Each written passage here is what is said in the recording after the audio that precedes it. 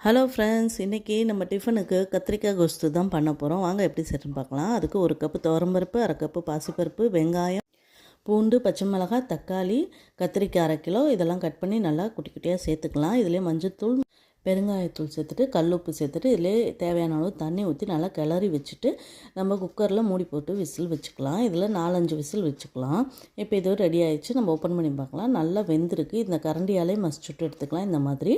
இப்போ இதுக்கு ஒரு தாளிப்பு சேர்த்துக்கலாம். அது கடாய் அடுப்பில் வச்சு எண்ணெய், கடுகு, உளுந்தம் பருப்பு, ஜீரகம், கருவேப்பிலை, பெரிய வெங்காயம் இதெல்லாம் போட்டு நல்லா வதக்கினதுக்கப்புறமா 1 ஸ்பூன் சாம்பார் பொடி சேர்த்து நல்லா பச்சை வாசனை போகிற வரையும் வதக்கிட்டு அதை எடுத்து நம்ம கடைஞ்சி வச்சுருக்கிறதுல சேர்த்துக்கலாம். நம்மளோட கத்திரிக்காய் கோஸ்து தயாராகிடுச்சு.